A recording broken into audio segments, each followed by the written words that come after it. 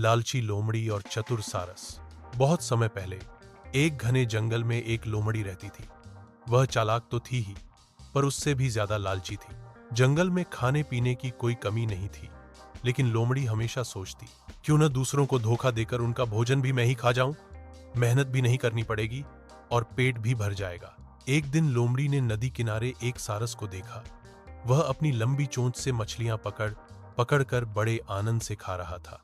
सारस को देखकर लोमड़ी के मुंह में पानी आ गया।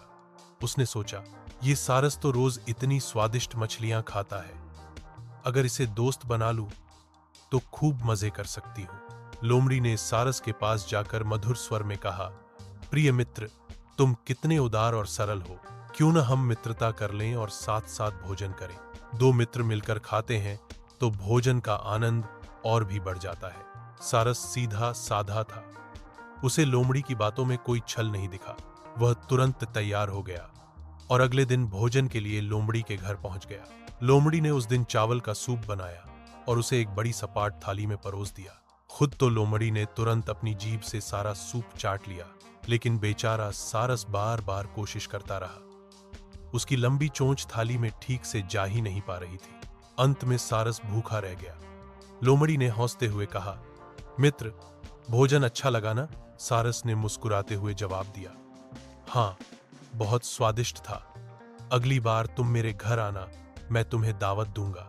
अगले दिन लोमड़ी उत्साह से सारस के घर पहुंची। सारस ने स्वादिष्ट खिचड़ी और मछली बनाई थी। उसने भोजन एक लंबे और सोंकरे मुंह वाले बर्तन में परोसा। सारस ने आराम से अपनी लंबी चोंच डालकर मजे से खाना शुरू किया, लेकिन लोमड़ी बार बार अपनी थूथन बर्तन में डालने की कोशिश करती, पर नाक अटक जाती। उसने मुंह से चाटने की कोशिश की, लेकिन कुछ हासिल न हुआ। अंत में लोमड़ी भूखी रह गई। लोमड़ी को अब अपनी गलती का एहसास हुआ।